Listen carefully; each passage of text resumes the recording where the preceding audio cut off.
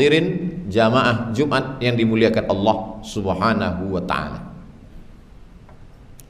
Hakikat manusia adalah makhluk yang kemarin hina, hari ini mulia, dan esok belum tentu entah akan menjadi apa. Maka kemudian Allah Subhanahu wa ta'ala memberikan contoh, ada manusia yang lebih mulia daripada malaikat. Wa idh qulna lil malaikati, kami katakan kepada malaikat, usjudu li Adam, sujudlah kamu kepada Adam.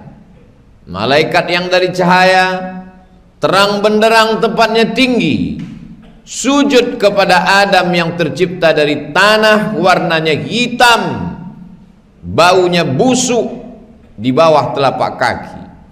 Tapi ketika dia bersimpuh sujud kepada Allah, Allah angkat derajatnya sampai malaikat pun bersujud kepadanya. Bukan sujud menyembah, tapi sujud sebagai bentuk penghormatan. Tapi ketika manusia itu tidak mengikut apa yang dikatakan Allah, ulaika kal an'am, mereka seperti binatang, balhum adal, lebih rendah, lebih hina daripada binatang. Makhluk unik bernama manusia, kalau dia ikut perintah Allah, dia lebih mulia daripada malaikat. Kalau dia tinggalkan agama Allah, lebih hina daripada binatang. Kita berada di antara dua pilihan.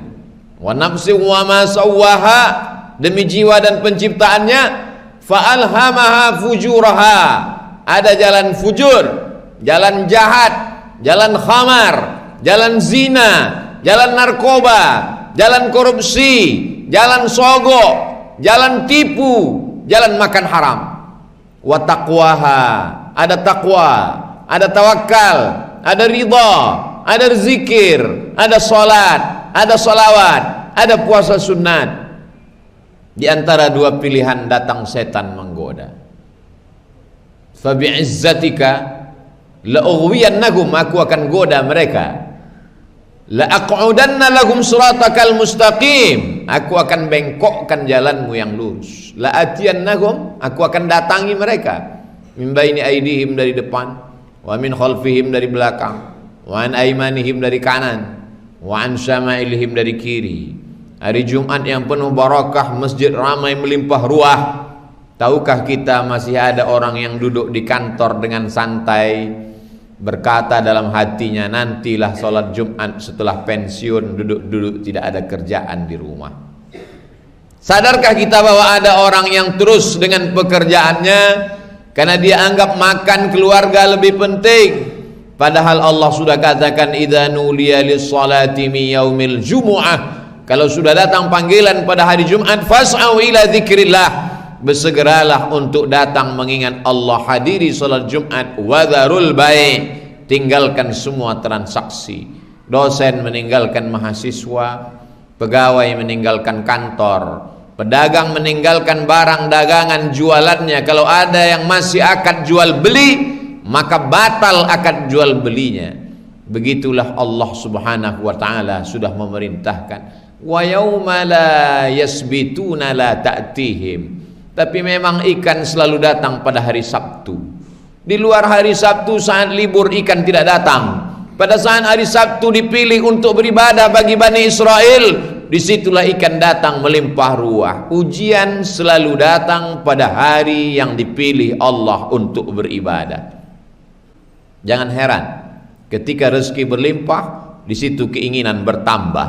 Jangan heran ketika badan sehat, disitulah lalai lupa datang.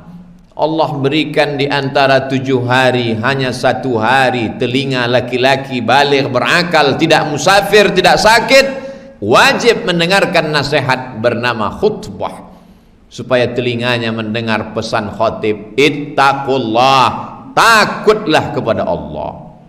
Krisis kita bukan krisis politik, bukan krisis ekonomi, bukan krisis ilmu pengetahuan. Karena orang yang berilmu, profesor, doktor banyak, orang yang kaya melimpah ruah banyak.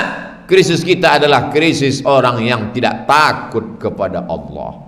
La imbasatta ilayya yadaka litaktulani, kalau kau timpakan batu besar ke atas kepalaku untuk membunuh aku, ma ana bibasiti yadiya ilaika liaqtulak, aku tak akan membalas, kata Habil kepada saudaranya Kabil. Kenapa tidak membalas? Inni akhafullah, aku takut kepada Allah. Takut kepada makhluk yang nampak biasa, takut kepada hukuman, punishment biasa, tapi takut kepada dia yang tak terlihat oleh panca indera. Itulah yang disebut dengan iman. Untuk apa kita puasa? La'allakum tattaqun, supaya ada rasa takut kepada Allah. Untuk apa kita berzikir, bertasbih? Supaya berbisik dalam hati, terbesit dalam pikiran. Bagaimana nanti kalau kau mati? Anakmu tak bisa menolong, jabatanmu akan digantikan orang lain, bahkan mungkin istrimu akan dinikahi oleh laki-laki lain. Siapa yang akan menolong engkau? Hari ini begitu sibuknya mencari dunia sampai melupakan Allah, melupakan dirinya, bahwa dia akan kembali tidak membawa apa-apa. Akhrajakum min butuni ummahatikum, kamu keluar dari perut ibu kamu, la ta'lamuna syai'a, kamu tak tahu apa-apa. Jangankan rumahmu, jangankan hartamu, jangankan kerjamu, jangankan nasibmu, namamu pun diberi orang lain. Tidak ada manusia datang membawa nama.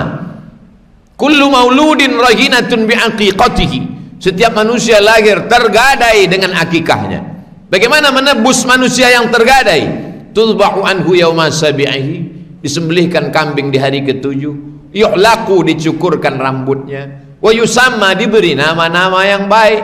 Begitu lemahnya engkau, tiada daya, tiada upaya, tapi begitu diberikan Allah nafas, dititipkan jantung berdetak, diberikan nafas berhembus, keangkuhan, kesombongan pun datang. Puncak dari kesombongan, manusia akan berkata, ana rabbukumul a'la, aku adalah Tuhan yang paling tinggi. Ucapan yang disampaikan oleh Fir'aun di hadapan rakyatnya ketika dia mampu berkata, ana rabbukumul a'la, aku yang paling berkuasa. Dia tidak mati disambar petir, dia tidak mati dalam peperangan. Andai Fir'aun itu mati perang gagah perkasa dengan tombak bala tentara, matinya tersedak, tertelan air laut merah. Air yang pernah ingin menenggelamkan Musa saat dia merazia semua anak-anak kecil mesti dibunuh.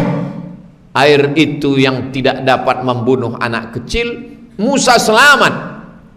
Tapi air yang menenggelamkan Fir'aun, sampai pada akhirnya saat air itu masuk ke tenggorokannya, lalu dia berkata, amantu, aku beriman. Tapi saat itu iman tak lagi diterima. Innallaha la yaqbalu taubatal abdi, innallaha yaqbalu taubatal abdi, Allah menerima taubat seorang hamba malam yugharghir, sebelum ghargharah.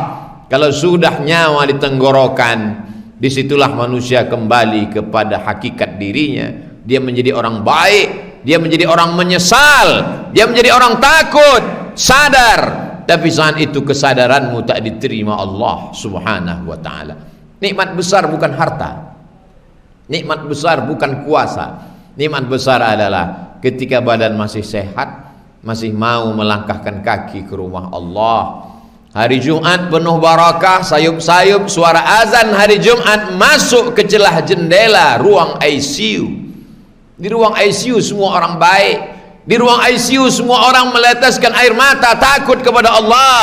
Saat azan Jumat berkumandang, masuk suara azan dari celah jendela ke telinga orang-orang yang takut kepada Allah.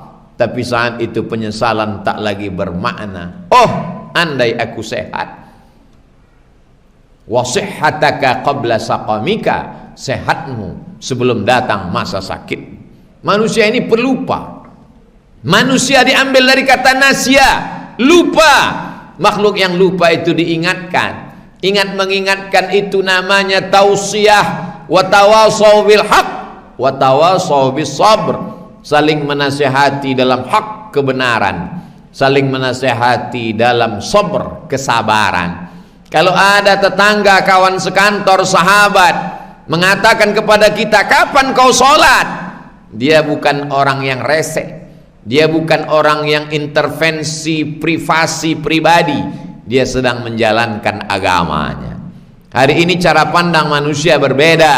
Ini urusan saya, urus saja surgamu, biar ku urus nerakaku. Nerakaku bukan nerakamu. Begitu lantangnya manusia-manusia sombong. Bukan ajaran Islam. Islam bukan sekedar sholat, Islam bukan sekedar puasa, Islam bukan sekedar haji dan umrah. Islam amar ma'ruf nahi mungkar. La ta'murunna bil ma'ruf, ajak orang buat baik. Jangan sholat sendirian, ajak orang sholat berjamaah. Jangan bayar zakat sendirian, ajak orang berzakat ke Badan Amil Zakat Nasional. Jangan berzikir sendirian, ajak orang berzikir beramai-ramai. Idza dzakarani fi nafsihi, kalau hambaku itu berzikir mengingat aku sendirian, dzakartuhu fi nafsi, aku mengingat dia sendirian dalam diriku, kata Allah. Wa idza dzakarani fi mala'in, kalau dia berzikir beramai-ramai, dzakartuhu fi mala'in, maka aku akan mengingat dan menyebut-nyebut dia fi mala'in, di majelis yang lebih ramai, yang lebih mulia. Allah bersama malaikat dan Allah membanggakan. Inilah hambaku yang waktu sehat dia tetap beramal. Orang sehat lupa tapi dia ingat, orang sehat sombong tapi dia tawadhu, rendah hati. Inilah hambaku yang menolong agamaku walaupun dia tahu aku kuasa. Kalau memang Allah itu kuasa, kenapa dia tidak menolong agamanya? Allah maha kuasa.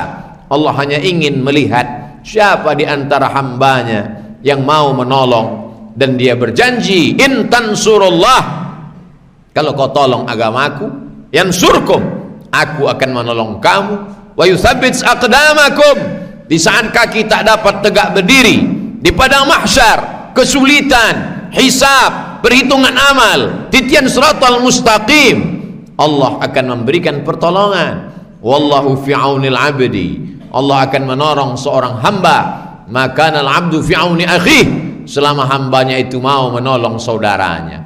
Hari ini manusia dengan kecanggihan teknologi, sosial media, dia cukup sendirian di dalam rumah, tidak perlu orang lain.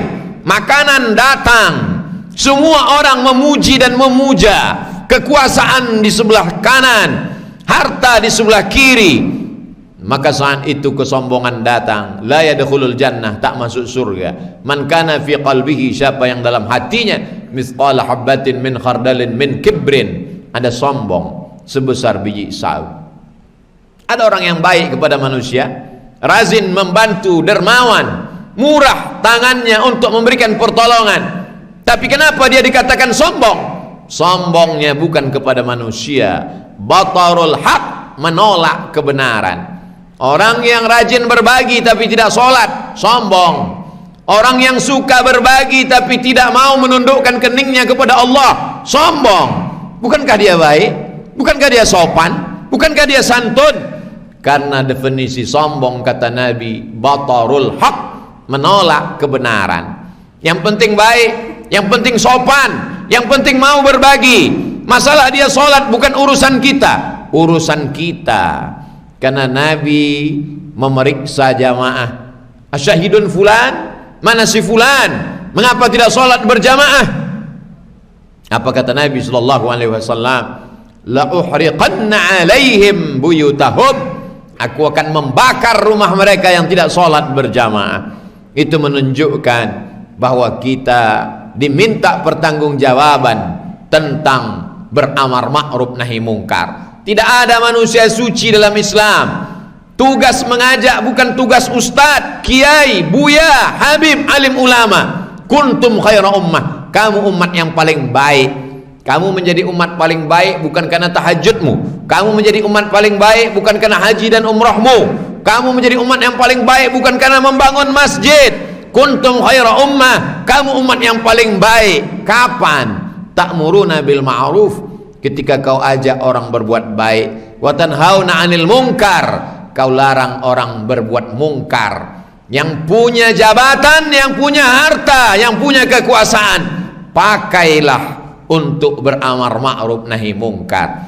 Kalau dengan seragammu, dengan jabatanmu, dengan kekuasaanmu, dengan pegawaimu bisa kau ajak orang, kau orang beruntung. Manusia yang paling rugi pernah hidup, pernah berharta, pernah berkuasa, tapi tak pernah dipakai menolong agama Allah. Sama dengan Fir'aun, sama dengan Qarun, sama dengan Namrus, hanya akan menjadi sampah dunia, menjadi santapan api neraka. Barakallahu li wa lakum fil Qur'anil azim, wa nafa'ani wa iyyakum bima fihi minal ayati wa dzikril hakim, wa taqabbala minni wa minkum tilawatahu innahu huwal ghafurur rahim.